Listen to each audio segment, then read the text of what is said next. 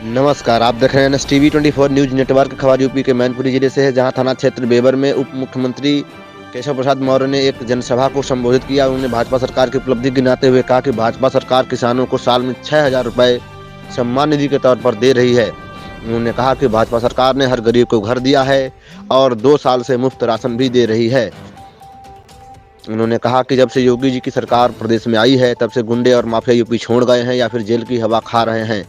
उन्होंने अखिलेश यादव पर निशाना साधते हुए कहा कि जो 2022 के विधानसभा चुनाव में 400 सीटें लाने का दावा करते थे, जो कभी रथ के नीचे नहीं उतरे, आज घर घर जाकर वोट मांग रहे हैं।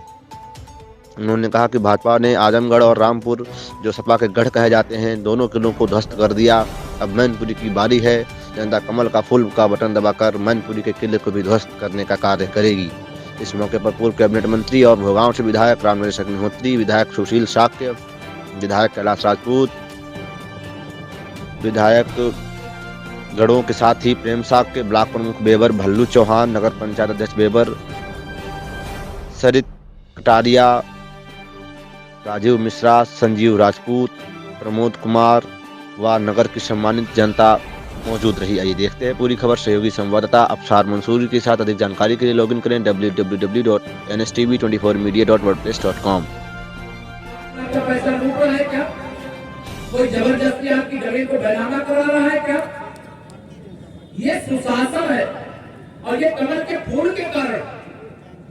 अगर कमल के फूल की सरकार उत्तर प्रदेश में नहीं होती, ये गुंडाई खत्म होती क्या कभी? उत्तर प्रदेश में दंगा बंद होता क्या? अतीक अहमद और अंसारी जैसे अपराधी जेल के सीटों के पीछे होते क्या? जिन्होंने अवैध कब्जे किए हैं वो ढहाई कर सकते थे क्या? समाजवादी पार्टी के सरकार में तो बड़े बड़े गुंडे ही अपने को सीएम समझते थे, अपने को मिनिस्टर समझते थे और पुलिस बेबस हो जाती थी कि ऐसे अपराधियों के खिलाफ हमें कार्रवाई करना चाहिए, नौकरी करने के लिए विवश रहते थे। पहले गुंडों अपराधियों से पुलिस डरती थी और आज उसी पुलिस, वही पुलिस है, वही वर्दी है, वही उत्तर प्रदेश है। लेकिन आज बड़े बड़े गुंडे उत्तर प्रदेश छोड़ करके डर रही जो हमारी सरकार कर रही। हर गरीब जो अंधेरे में रह रहा था, श्री अखिलेश यादव जी मुख्यमंत्री थे, उनके समय सभी गरीबों के घर में बिजली लग गई थी क्या? बताइए, आदरणीय मोदी जी, योगी जी के नेतृत्व की सरकार के समय कितने गरीबों के घर में बिजली लगी है कि नहीं लगी? बताओ। यह काम लगातार हमारी सरकार के समय पर हुआ। इसलिए मैं आप सब लोगों को यहाँ पर यह कह करके जानना चाहता हूँ कि यह चुनाव जातिवाद, परिवारवाद, तुष्टीकरण से बाहर निकल करके करने का है। 3 सीटों पर उपचुनाव पहले हो चुका है। एक आजमगढ़, जहां से श्री अखिलेश यादव सांसद थे, वहां कौन जीता है मालूम है आप लोगों को? दिनेश लाल यादव निरहुआ वहां से सांसद बनकर के मोदी जी के सेना के सदस्य बनकर के संसद में पहुंच गए। दूसरा उपचुनाव कहां हुआ? रामपुर में अखिलेश यादव जी के चचा की सीट खाली हुई थी, मोहम्मद आजम खान।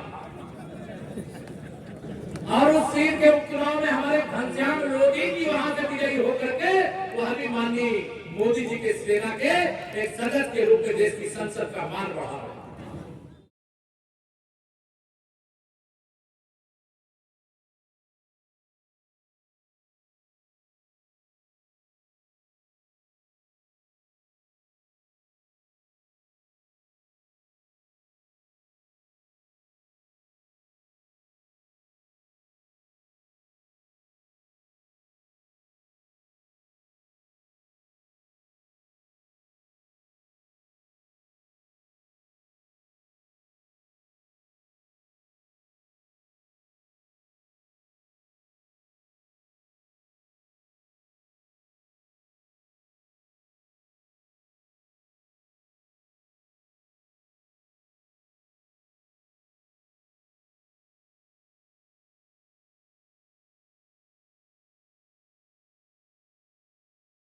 से है सुशासन से, कानून व्यवस्था का मुद्दा भी यहाँ का महत्वपूर्ण मुद्दा है।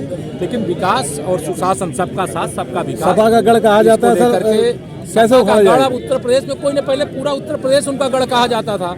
वो उनका गढ़ बदायूं कहा जाता था, फिरोजाबाद कहा जाता था, कन्नौज कहा जाता था, आजमगढ़ कहा जाता था, रामपुर कहा जाता था, सब जगह कमल का फूल खिल चुका है।